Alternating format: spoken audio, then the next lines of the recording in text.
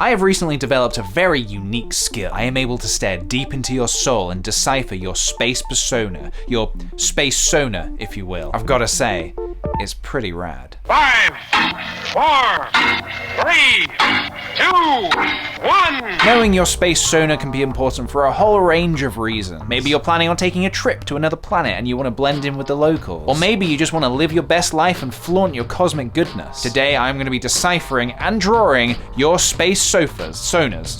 Space sofa. Okay, good. Good, PJ, good. I asked for submissions over on Twitter, and you guys once again did not disappoint. I had so many amazing entries that it was very difficult to choose, but here are some of my favorites. However, I must warn you, you may not like the result. Spacesonas can range from the marshmallow people of planet Flump, all the way to the corrosive, snapping horrors of Erebor. But if you just embrace what you're about to see, then you'll be fine. Trust me.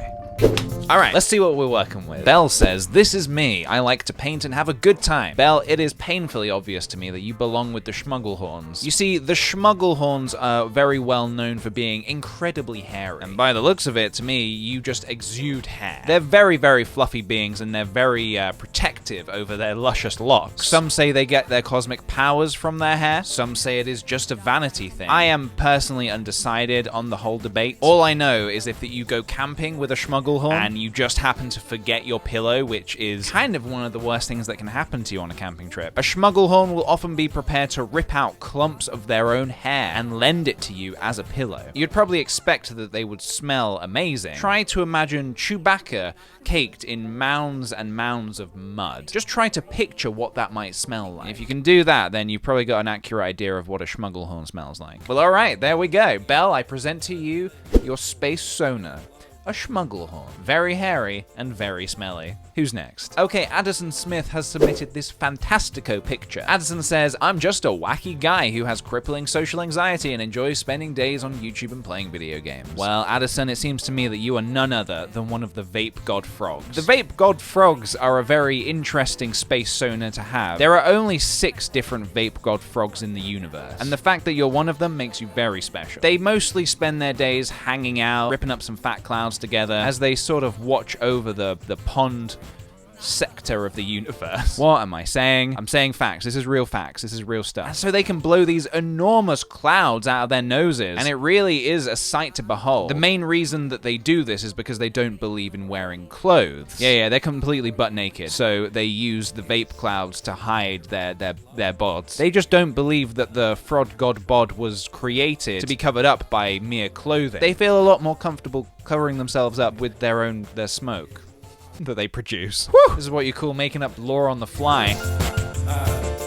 That's looking just about right. Just add a bit more detail into the clouds there. And that's just about how they look. Addison, I present to you your Spacesona, the vaping frog god. Also, maybe consider investing in a Speedo just in case you run out of vape fluid or anything. My brain is getting a bit of an exercise today.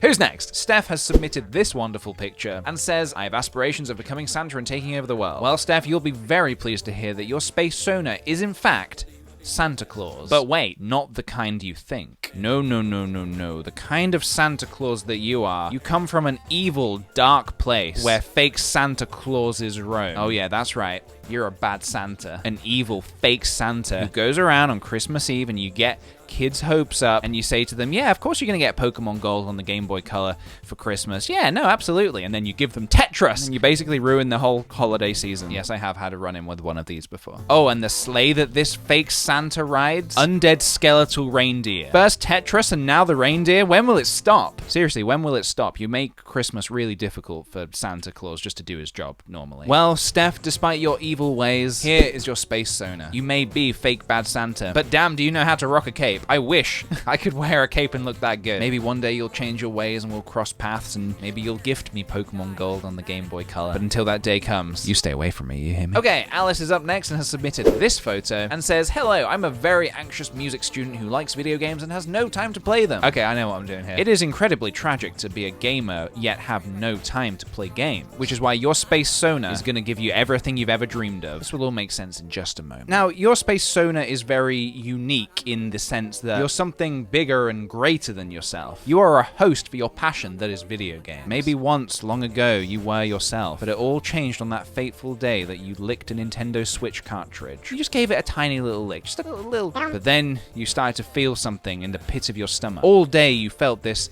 very strange rumbling in your stomach until finally you knew it was time to let your inner gamer burst out. Alice, I present to you your H.R. Geiger-esque space horror persona, a Yoshi host. Because unlike in the games, these Yoshis don't come out of eggs, they come out of us. So quite horrifying, I'm very sorry about that, but in a very strange way, I'm actually quite proud of this. In a strange way, I just want to reiterate. Britney says, hello, I'm Britney from sunny California, and I love all things that include the topic of Disney, and I think I consume more coffee than a normal person. And they have submitted this wonderful picture of them wearing a hot dog costume. I've got to say, now and again, we all love a good oversized novelty food costume. But Britney takes things just a little bit too far. You see, with their Spacesona, they don't just wear the costume, they become the costume. I mean, that's the thing with these zombie Frankenfurters. It starts out with just wearing the costume now and again until one day when you just can't get the costume on. Try as you might, it just will not unzip. So you try to go about your normal life wearing this hot dog costume, but then strange things start to happen. You're followed home from work every day by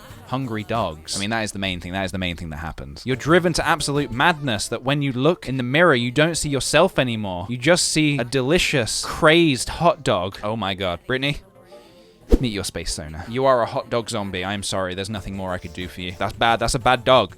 That is gone off meat. Who's next? Ant has submitted this wonderful picture and says, I play the saxophone in a yet-to-be-named band. I find space both beautiful and terrifying. I'm also from Norway. Well, Ant, you may or may not be pleased to know that your Spacesona sort of takes on the form of an ant-like creature, like a cave-dwelling bug. You are simply known as the saxo horror. The saxo horror basically dwells in a very cold, dark cave all by itself, playing the saxophone into the night. Sometimes a weary traveler will seek refuge for the night in one of these caves of the saxo horror, but unfortunately, the saxo horror was never classically trained to play, so the sound it makes is just grating, horrifying. No matter how much you want to leave, you just can't. Your ears and nose start bleeding until eventually your head just explodes. It's definitely one of the worst ways to go, for sure. Like, you guys knew what you were getting into, right? Submitting pictures to me to be drawn into. You knew what you were getting yourself into, right? And please allow me to present to you your Spacesona, a saxo horror. I hope to never hear your Spacesona play the saxophone. In a weird way, that was meant to be a compliment. Who's next? Oh! KickThePj has submitted this photo. This picture came up in my memories today. I love to spill tea, ha ha ha.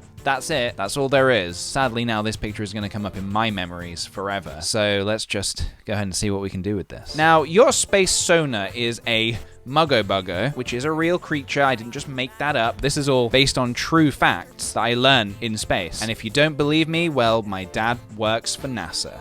So if that's not proof enough. Now, if you thought that digital chainmail from the early 2000s era was fake, then you're kind of half wrong. Share this message with 5,000 other people, or this ghost of a little girl is gonna come and haunt you in the night. Yeah, those are fake. But the curse of muggo is very real. See, maybe you're just scrolling through Twitter or Instagram and you notice a post on your timeline from a user that you don't follow. A post by the user of muggo. So you check your follow tab and you can't seem to unfollow them. And so the horror of muggo begins. It'll appear in your kitchen cupboards, and if you don't slurp from it within 5 minutes of finding it, it'll stuff you into itself and boil you alive. I wish I was joking about this. I wish it was made up. This is the horror of muggo. Whew.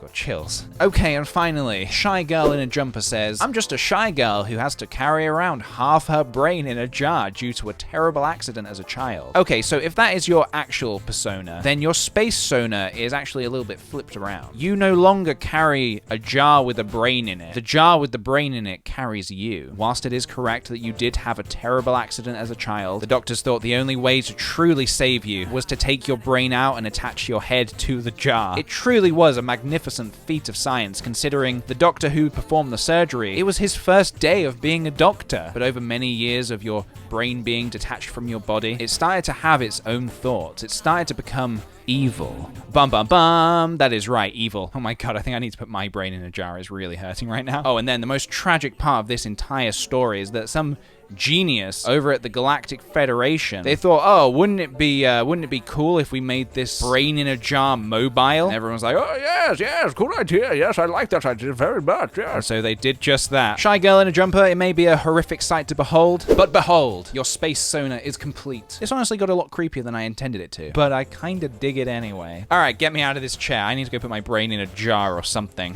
Well, that certainly got weirder than I expected. I've left my brain to cool off in the fridge for a while, so hopefully that's gonna help get things back to normal. Whatever normal actually is up here. Thank you for watching this video, everybody. You didn't have to, but you did anyway. I really hope you enjoyed it. I had a blast making it. If you did enjoy it, please do throw me a like. And also, please do subscribe if you're new around here. As per usual, you can find me all around the internet. Twitter, Instagram. You can check out KickThePj.com if you want to buy some cool products all made by myself. Cool. Stay rad, everybody, and I will see you in the next video. I'm gonna go and try not getting eaten by a saxo horror. Wish me luck.